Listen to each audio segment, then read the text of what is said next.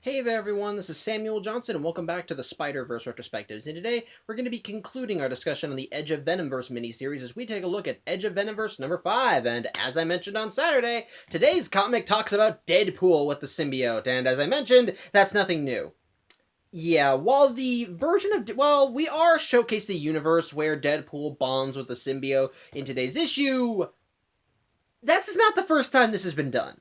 Yeah, prior to this comic, there have been at least two universes where Deadpool has bonded with the symbiote. The first was in a multi-part What If story that was in the, I think, 2008 pages of What If, and while it was ultimately a gag story, as I think by the end of that story that world got blown up but good, it was actually a universe where Deadpool wound up bonding with the symbiote, and we saw the various hijinks that went with it. I've only read the first fourth of the story because it was spread out over multiple issues of What If, and I only owned one of those issues, but again, it was essentially just a gag story that just essentially played with the idea of Deadpool with the symbiote.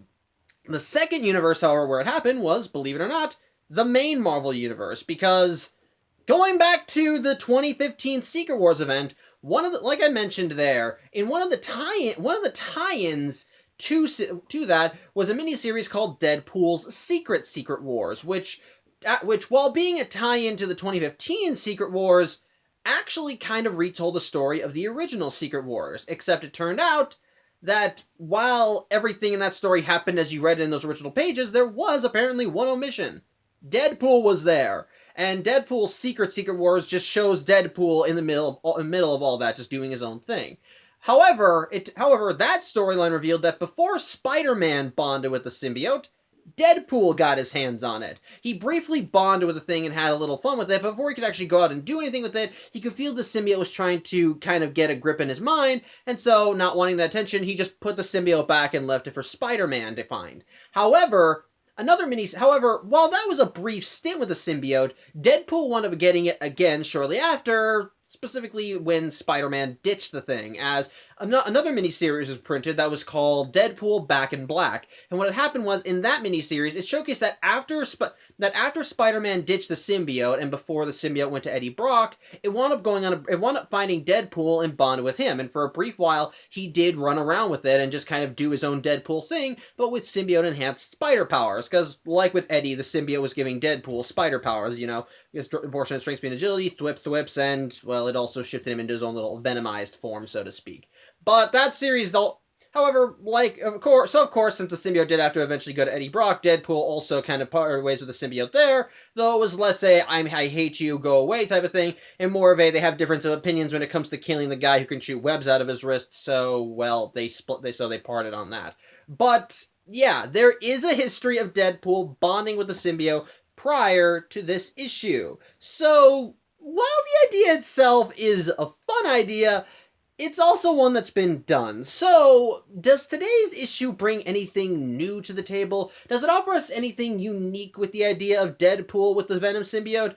Or are you better off reading those other stories? Well, let's take a look at it and find out. So, what happens? Well, believe it or not, the story actually starts with Deadpool as just regular Deadpool. What's going on is that he's been hired for a mission to look into the lab of a doctor by the name of Dr. Scott, a parasitologist who apparently has made a large breakthrough, but he's not willing to share his secrets, and as a result, someone in government who wants to know these secrets has hired Deadpool to infiltrate his lab and see what he's found. And sure enough, Deadpool does manage to find a way in, and it turns out the good doctor does have quite a few parasites on standby. Basically, all these things that require being with a human host in order to survive, like tapeworms and so on and so forth.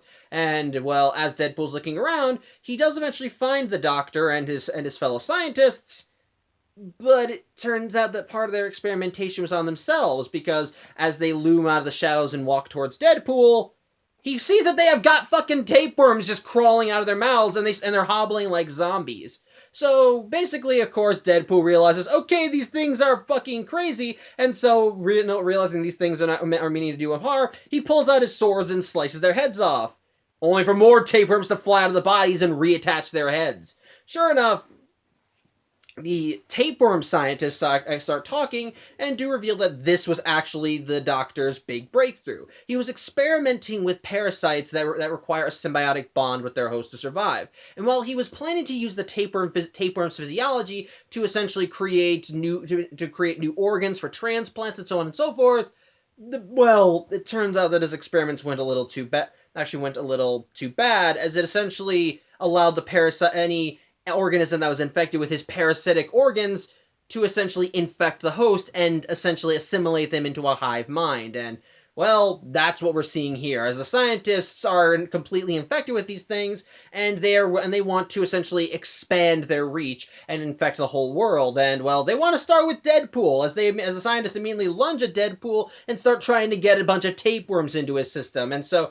while Deadpool keeps struggling against them, sadly the gaggle of scientists are overpowering him, and, well, he's not really he can't really do much to get them off. However, that's when help arrives, as when he looks to the samples that Dr. Scott collected of all the various parasitic organisms that someone can bond with. He finds that one of those containers is the Venom symbiote, and, well, as I mentioned, he did briefly bond with it before, as I'm assuming this universe has a similar history to the main Marvel universe, and because, well, the symbiote recognizes him too, and even forms an heart symbol and to show it's happy to see Deadpool. As such, with no other options remaining, Deadpool punches the container containing the symbiote, and it slithers out and bonds with Deadpool, transforming him into Venompool, which, yeah, I'll admit I do like Venompool's design. It's essentially just the main Deadpool costume, but with augmented monster bits. As instead of the katanas being on his back, they're protruding out of his back. He's got claws on his hands, webbed feet. He got webbed feet, and of course, instead of having he does have a somewhat standard Deadpool mask, the eye holes are actually like literal eyes, and so the face is now black, and he's got the venom mouth and tongue. I dig it, I like it. So yeah, with the symbiote's assistance, Deadpool is able to overpower the scientists and purge the various worms from his systems, and so they just start slicing and dicing through all the infected scientists and end up killing them right there. However, before one scientist dies, he reveals that it turns out that Deadpool's already too late. They've already sent out a lot more of their spawn to a hospital, and sure enough, basically, through more parasitic organ transplants, they'll continue assimilating hosts, and, well, basically they're just telling Deadpool he's already lost. However, the good Mr. Wilson is not one to accept defeat, and so after he kills him, he ends up checking the vats for the tapeworm organisms and where they've been sent, and finds that they've been sent to St. Macready's Hospital. And so Deadpool makes it his mission to go out to the hospital and stop any more further infections. Although he does stop to take a poo break because he still has some worms in his system that he has to evacuate. But yeah, he does end up getting to the hospital, but sadly he's too little too late, as he ends up running in the middle of a liver transplant with the liver in question that's being transplanted being one that's infected with the parasitic tapeworms, which does kind of lead to a very comical scene where the doctor is just literally forcing it into a patient's open chest cavity. But at this point, the Deadpool runs in and tells him to stop the operation, but again, too little too late. The liver is already in the host's body, and it already takes over. As such, Deadpool starts getting into a fight with the now infected patient, but the liver ends up crawling out of the patient's body and instead tries to take Deadpool, which ends up leading to a tug of war between the parasite liver and the symbiote, as they're both fighting over Deadpool, and sadly he can't really do anything to stop it. However, he does end up seeing a loose defibrillator just lying on the ground, and so in the midst of the struggle he manages to reach it, and he zaps himself, which puts enough force in his body to force off both the symbiote and the infected liver. However, the liver, realizing that it's kind of been forced off, goes back to the patient and runs off, and Deadpool realizes, hey, come back here, and so he grabs the symbiote, rebonds with it, and they make chase. Unfortunately, it turns out that the infected patient, well, he went out to meet some friends, because while the doctor was in the middle of, well, forcing the infected liver into the patient's chest, he monologued that was not the only parasitic organ he's transplanted this week. He also has transplanted like parasitic kidneys, heart, and so on and so forth. And well, we end up seeing the patients who have gotten those transplants as all of them are in the hallway, tapeworms protruding out of their body, all ready to meet Deadpool and to try to welcome him into their fold. Hold on one sec. Sorry, Chinny wanted to leave the room. But anyway, yeah. So anyway, yeah, the infected patients end up lunging at Deadpool, and all they were monologuing about how the worms would used to live in their hosts, feast on their blood, and live and lurk in the shadows. But now they can come out, and now they're gonna take control. Blah blah blah. Basically, it's all creepy hive mind stuff, and they're all just they start overwhelming Deadpool. And while again he does try shaking them off, sadly they're too much, and they just start infecting him with like hordes upon hordes of tapeworms, which do end up consuming his body and do manage to make their way in. As such, we get this weird little sequence where we see where we see the worms kind of burrowing through Deadpool's body until they can reach his heart, with a weird cartoony little Deadpool singing a song and a panel on the side. But as the tapeworms reach the heart and attempt to take it, we see some inky black tendrils reach in and snap and throw them away, claiming the heart for itself before spreading out through the rest of Deadpool's systems, which results in the singing Deadpool stopping singing, as he also sees the black goo. And it turns out that outside of Deadpool's body, the symbiote's doing a massive purge, as we see Wade just convulsing on the ground, the symbiote not even forming a suit anymore. It's just like this big cocoon that's just going through his systems and just purging the worms out through his mouth. Which, yeah, the sequence it's drawn in is it's creepy, to say the least. And even Deadpool says that he feels very violated here. But the end result, Deadpool's systems are completely purged of worms once again, and the symbiote rebonds with him proper and back into his venomized form. As such, Deadpool just starts smashing and As such, the worms that Deadpool purged end up trying to flee and grab more hosts, with one even trying to wrap around a nurse's leg, but Deadpool's able to rip it off, and from there, he just starts beating the ever-loving shit out of all the other infected patients, ripping them apart, slicing and dicing them, taking a bite out of their infected organs. He's just going ape shit and showcasing all, and just being as violent as Deadpool can possibly be, and you can tell he's having a ball, until finally, by the end of it, all the patients are nothing more than gooey stains all around the hospital hallway. However, Deadpool doesn't really have a chance to pat himself on the back too much because, well, the nurse is still there, and while the guy in red and blood, while the guy with the weird monster mouth, with the mouth with sharp teeth and tongue did just save her life, he's still a creepy guy with a monster face and mouth and tongue. So she ends up grabbing an electric saw, which is most likely used for surgery, and ends up attacking Deadpool and cutting his arm off. As such, Deadpool's like, "Hey, what the hell, lady? I just saved your life. What's going on?" But she only answers this by running away screaming. As such, Deadpool quickly realizes that maybe he needs to work on his PR, and so while his arm ends up crawling back onto him and bonds back with him, most likely assisted with the symbiote, most likely with a bit of assistance from the symbiote, Deadpool decides that he needs to work on his public image and do what heroes do best: be heroic. At which point, he just goes around the hospital and just does like a bunch of good deeds and other public service stuff. Like, he delivers a baby with the parents just looking horrified at seeing him. He tries entertaining children using the tapeworms as balloons, which just causes the kids to cry. He tries getting one guy to hydrotherapy, and he's squashing worms. And the last panel we see is that Deadpool is just standing in a patient's room with a patient just hiding under the covers, while around the room are more tapeworm bodies. And so Deadpool just further pats himself on the back for a job well done, as the worms have been stopped, the day is saved, the world is at peace, there's not going to be a big infection. And so he decides, let's go look for more adventure, as he jumps out of the hospital window to go do more shit. However, as he starts falling to the ground, well, that's when this comic remembers that it's a lead into Venomverse, as suddenly a vortex opens up in his chest, and as he keeps falling to the ground, he ends up getting he gets turned inside out and transported until eventually he disappears, and like with Venoms before him, he reappears like a few feet off the ground in another universe, in the same general area that he was in his universe, only the hospital is now a lot more decrepit and broken down. As such, as Deadpool tries regaining himself and wonders what the heck's going on, he's once more approached by the venomized Captain America, and while at first he says, "Tell me why I shouldn't rip your head off and eat it," hole with gray poop on.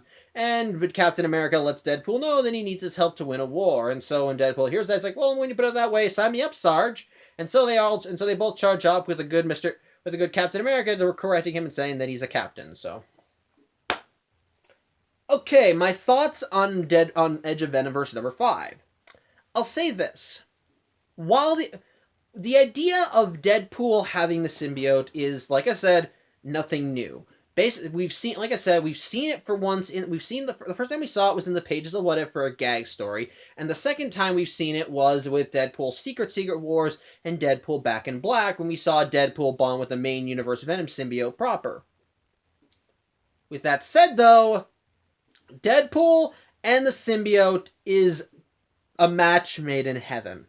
You got Deadpool, like with the Gwenpool issue in Edge of Venom, like with Gwenpool in Edge of Venomverse number 2, Deadpool and the symbiote is just zany hilarity. But whereas Gwenpool bonded with the symbiote kind of leaned more towards the more cartoony side with a touch of violence and mayhem, Deadpool leans hard into the violence and mayhem with just a touch of cartoony charm, and it works perfectly. Once Deadpool and the symbiote bond again, there's no holy shit, what is this kind of thing. There's no fighting because, well, since this universe seems to be a lot like the main Marvel universe, Deadpool recognizes the symbiote right away, the symbiote recognizes him, and for them, it's just two old friends meeting up again, and so the instant they bond back together, they are just very much coordinated, which I guess kind of helps that Deadpool is already insane and is used to hearing voices in his head, as for a while in his comics, he did have two voices in his head that told him what to do and how to operate. And so the idea of essentially having to have the symbiote, there's no issue. Deadpool is already a hyper-violent lunatic who just kind of does his own thing, but whereas other hosts have to struggle to maintain control with their symbiotes as they're all trying to maintain the balance of right and wrong and do good, Deadpool is one of those heroes that just does his own thing. He's a good guy at the end of the day and he wants to help people, but it's also fucking Deadpool. He's a guy that will have a lot of collateral damage in just trying to stop a few burglars. He is a man who has picked fights with some of the Marvel Universe's greatest heroes and villains and come out smelling like a daisy. A guy who has personally pissed off Thanos because they both are in love with the same girl and Thanos cannot take it. I'm not kidding. Deadpool is in love with Death, and likewise Death is in love with Deadpool, and it made Thanos mad to the point where he cursed Deadpool with eternal life, and then he eventually took the curse back because he really wanted Wade dead. My point is this: Deadpool is run with some of the biggest names in Marvel, and yet he's always come out on top, because despite his fourth wall breaking craziness and his innate insanity, he is fucking Deadpool. He does his own thing. He charges into battle with just his healing factor and some weapons. And while he may be insane, he is very good at what he does. And because he's insane, he's very much unpredictable. Now combine that with the symbiote, this already innately crazy thing that always tries to bring out the worst in someone. What happens when someone does not give a shit if you think they're bad? What happens if someone doesn't give a shit how crazy they are? How bad things get when they're doing their job? Well, that's what we got Venompool for. And before anyone points out that Deadpool is fully aware of what he is and he's ashamed of it, yes, I'm aware, but even when he's ashamed of it, he still goes all out. I'm not, give an example, in Evil Deadpool, when there was a second evil Deadpool running around, Deadpool's plan to try and stop him was essentially to try and steal his thunder by kidnapping a kid, thinking that would cause his evil doppelganger to want to steal his thunder back and make a public appearance, and then when that didn't work, he just let the kid go, faked a bomb accident, and then ran for it. The guy is kind of crazy, and he just really just does his own thing. So when you add the symbiote into that, there's no tug of war in his mind, because ultimately, it's just chaos up here. It's just a party, and the symbiote is just another guest, and I like seeing that, because the instant Deadpool bonds with the symbiote, there's no struggle for identity. We don't see the personas at war with each other like we saw in previous issues. We don't, like with like, to kind of give examples, like with Laura, when Laura was bonded with the symbiote, there were times when they were clearly more in sync, but times when Laura had to hold it back. Then, likewise, when we had Gwenpool with the symbiote, while she and the symbiote were chummy, there were times that she had to rein it in a little and say, no, we don't do that. And then you have the Host Rider, who, as I talked about there, for that storyline, or for that issue, we saw how that operated was essentially the original host was completely overtaken by a demon and the symbiote. So these things, so in other words, there was nothing for them to fight against because they united against the guy they were using as a ride. And then likewise with the last issue, when Logan bonded with his world's version of the symbiote, while there was a time when the symbiote overtook him, by the end he had to overcome it just to tell his adopted son that he loved him. But here, there is no struggle. There is no attempt to try and gain control. There's no sense of tragedy. It's just Deadpool, but with the fucking awesome powers of being bonded with the symbiote. He hits the ground running and doesn't stop. For him, when he bonds with the symbiote, while you can see traces of it in control, at the end of the day, it's just Deadpool being more of Deadpool. He's random, he's crazy, he adapts, he overcomes, and when by the end of the story he realizes, okay, people are afraid of me because I look like a monster, then let's do random heroic shit, and he just starts running around the hospital doing things that on their own aren't bad, but because he doesn't really understand that people are naturally scared of him because of his gooey black skin, the fucking katanas jutting out of his back, and his big creepy monster smile. Of course people are gonna get scared, but he doesn't give a shit. He's like, I just gotta work on my public image, then they'll love me. That's Deadpool! That's what he does! That's how he goes through things. But at the same time, it never feels like things are going off the rails. It doesn't feel like the Deadpool is not taking this seriously. It's just Deadpool is just doing his own thing. Going into the comic, he does try to take things seriously. While he does typically go with his lighthearted Deadpool quips, once he sees the doctor and his fellow scientists infected, though when he doesn't know they're infected at the time, he starts making jokes like, it's like, hey doc, what's going on? Why are you being so silent? Cat got your tongue? And that's when he sees the things there, and he justifiably starts freaking out. He's not incompetent in the story. It's just, which again is what makes Deadpool work. He's crazy and zany and random, but he's not incompetent. He knows the seriousness of his job. Case in point, when Deadpool learned that the tapeworms had spread out and already sent a few of their donors to a hospital, he immediately decided, okay, we got to go there and we got to take them out. And so when he realized how bad the infection truly was, well, he had to do battle with them, and so he started getting to work taking them out. Again, Deadpool may be random and crazy, but I don't think you could ever say he doesn't have his eye on the ball. He knows what he's doing. It's just that he takes he takes a strange path to get it done. So I like how that goes, and as a result, the story is just balls to the walls, insane, crazy, but fun.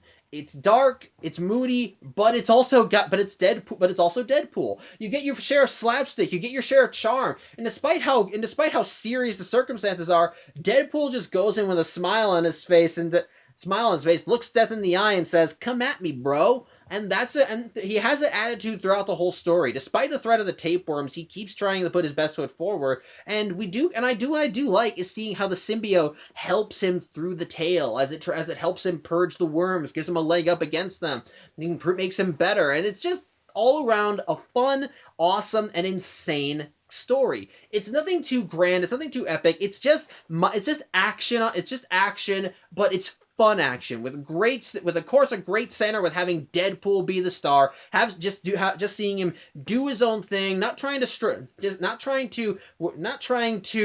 struggle with this alien, but working with it completely to attain their goal, never keeping his eye off the ball, knowing what he's going to do, but filled with plenty of good laughs, good humor, and some honestly genuinely horrific images with seeing the tapeworms as they infect their hosts. That was just, I will admit, that was creepy. I would show it to you, but because I don't want this video to get blocked potentially. So, on the whole, I will say this: Edge of Venomverse number 5 was a ton of fun. It was dark, it was gritty, but it was zany, fun, over the top, knew how to mix the serious with the fun that is Deadpool, and it just made the whole thing work. And another aspect that I think worked, it's the artwork. The artwork, I think, throughout the story is a lot more muddy and grimy and just feels a lot more dirty than you would expect, but it works what the story is trying to tell. Considering it works when the artist draws the tapeworms and how they infect people. Like I said, it looks fucking horrific, and I think that makes sense. But considering the setting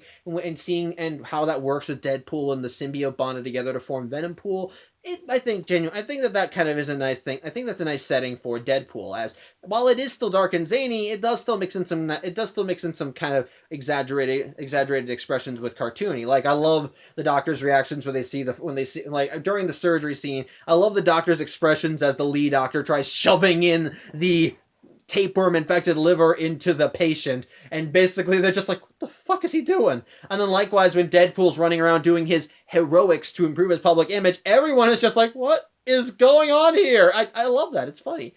Especially even the part of the comic where Deadpool has his arm cut off, as he's chewing out the nurse for having done that. He's pointing his arms like, "Hey, what do you do?" It's blood is just spewing out. She's like, "Ugh!" Like, I love that. It's funny. So yeah, like I said, on the whole, the story is dark, gritty, but also fun, action packed, over the top, and just all around enjoyable. Everything I would expect from Deadpool and more. So on the whole, really damn good issue. Had a lot of fun. So there you go. I think that's another thing that I can bring. So yeah, I can say with certainty what this issue does differently from the other stories of Deadpool. It just leans right into the crazy insanity of having Deadpool with a symbiote. So on the whole, though, yeah, like I said, we are done with Edge of Venomverse, and since we're at the end of this miniseries, like with Edge of Spider-Verse, I might as well give my thoughts on the whole miniseries as a whole. Like with Edge of Spider-Verse, I do think that Edge of Venomverse is a good way of pulling people in to want to know what happens in Venomverse, because like with Edge of Spider-Verse, every issue of the story tells a different tale of someone finding the symbiote and what happens to them when they bond with it. For some people, it's an improvement. They use it to better themselves and become something greater. For others, it's a curse, something that they have to live with, but sadly are not able to part with, like in the case of the Host Rider or potentially Laura, considering her situation. But throughout the whole story, it offers some very nice and unique what ifs. And every story we've seen here, like when Edge of Spider-Verse, offers unique and different takes on them. Because since every host in this book, in Edge of Venomverse, was a different host, we saw that the symbiote worked with each of the hosts in different ways, and how it affected them all varied from person to person. For Laura and Wolverine, it brought out their more... For X-23 and Wolverine in Edge of Venomverse 1 and 4, we see the Venom symbiote bring out their more feral sides, let them get more active and just go and bring out the animals inside them. For characters like Gwenpool and Deadpool, it just made them a lot more crazy. Like with or at least with Deadpool. With Deadpool, scratch that. Gwenpool's in her own thing. I'll get back to her. Instead, Deadpool and the Host Rider, more specifically, as we see how the symbiote bonded with them. As for Deadpool, it made him a lot more. It just enhanced what he already was, crazy, insane, and over the top. But with the Host Rider, it essentially turned him into a more horrific monster. But then, likewise, you got with Gwenpool, and for Gwenpool, it was essentially taking the monster aspect and putting a more zany, sillier angle on it, especially with how Gwen utilized the symbiote in her comic and the powers it gave her, with the limited shapeshifting, where she turned her hands into weapons or made her head grow bigger and altered her mouth. My point is this. Every tale of the symbiote is different and unique. Some hosts struggle with it more than others, while some are more able to easily embrace it. But everyone, in my opinion, is something different and unique. While it does, I admit, it does disappoint me a little that essentially the main gimmick with all 5 of these issues was that it was just, what if the Venom symbiote bonded with insert name of hero here? Yeah, I do find disappointing, because like I said, one of the main strengths with Spider-Verse was seeing all these different spider people. It wasn't just, what if someone else got bitten by the spider instead of Peter Parker? It's just that we saw different variations on the story. And in Edge of Spider-Verse, we got that. We got 5 different variations on the story. And basically, in those stories, we saw just worlds where things turned out differently. A Spider-Man set in the 1930s, a world where Gwen Stacy, Spider-Man's first love interest, got bitten by the spider. Well, maybe not first, but that's semantics. We saw a world where a scientist became Spider-Man, which I feel it could be more akin to Venomverse because of how different it was, but that's neither here nor... But even then, that was still just one story out of all of them. Then we saw a world where the tale of Spider-Man was a more horrific take, and instead of becoming a hero, became a monster. And likewise, we saw one where Spider-Man was a mech anime.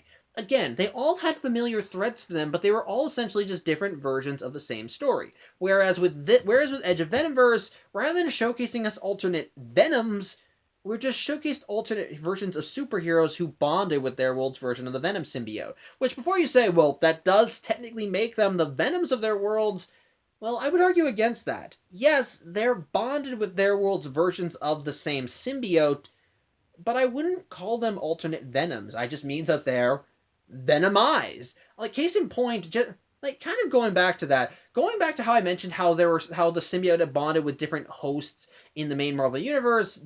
Well, that doesn't make... For some of those hosts weren't exactly alternate Venoms. While some did end up taking the mantle of Venom on.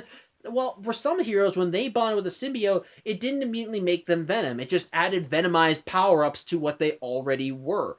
To kind of give another example of an alternate universe, in the What If comics, Spider-Man Spider Shadow, a universe where Spider-Man kept the symbiote and overtook him, in that storyline, when Peter did manage to get rid of the symbiote, because he did eventually do it, it wound up going off and bonding with Reed Richards. And while the symbiote was mainly in control there, I wouldn't exactly call him Venom. I wouldn't say that was like Reed Richards is now the Venom of this world. No, it's just that he's Reed Richards, but bonded with the Venom symbiote. And likewise, out of both of them, and likewise, between Peter and Reed, the one that I would say has more claim to the name of Venom in that world is Peter, because Peter in that universe was bonded with a symbiote, and when it completely overtook him, his appearance and personality changed. And likewise, part of the gimmick with that story was, what if Peter Parker became Venom?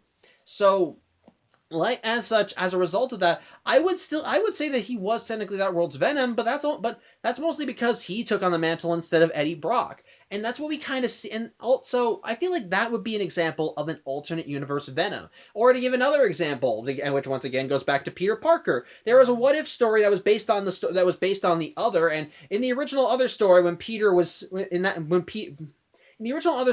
Peter died, he had to accept a spider spirit, and which ultimately led to him being reborn. But in this what-if story, he rejected the spider, and the symbiote, sensing what happened to Peter, wound up ditching its then current host and went back to Peter. And as a result, it went to Peter where Peter was hibernating as he saw the spider vision while he was in a cocoon, and it bonded with him in the cocoon, leading them to create a different fusion. As a result, I would definitely say that in that reality, Peter definitely became that world's new Venom, even if he wasn't using the name anymore. He called himself Poison. But I would still say that he was technically that world's Venom. But whereas here, we're not shown alternate Venoms, we're just shown alternate heroes who are using the Venom symbiote. That doesn't make the stories bad, by any means. Like I said, what I complimented the stories on stays true. Like I said, all of them are different and unique depending on who the symbiote bonds with. It's just that, in my opinion, like when they sacrificed the Venomized T-Rex in favor of Venomized Wolverine, it just feels like a missed opportunity. It feels like we could have seen other versions of Venom or different takes on the story, which from what I can tell, the next Venomverse storyline, Death of the Venomverse, does do more of that. But for what we had here, this is not, but for Venomverse, they don't really do that as often. But that said though, that does not mean that these issues are bad. Like I said, what works about this miniseries still is true. Each take is unique and varied. What happens to each hero varies depending on who they are and how the symbiote bonds with him. The stories that we see all have different unique takes and are honestly go off in very unique and different directions that I am kind of interested in seeing more of. And on the whole, Edge of Venomverse, I think, is a nice way of showcasing all these different varied and alternate realities and showcasing how the Venom symbiote affects the heroes of those worlds, while also giving us somewhat entertaining stories for the most part. So Yeah, I do think I don't think it's a bad miniseries. If I had to rank each issue, well, I think my favorite would probably be issue 3 with the Host Rider because of just how fucking awesome and metal that was, especially with the fucking flaming skullhead guy bond with the Venom symbiote. And in a very close second, which may end up getting tied for first place because of how zany and crazy it is, I would put the Edge of Venomverse number 5 with Venompool and his brand of insanity. Then in third place, I would probably have issue 2 with Gwenpool and her Venom symbiote and her venomized antics, because it's cute and funny, but also has some nice bit of dark and twisted while still mixing in some cartoony fun, which I love, and I loved her banter with the symbiote, so I dig that.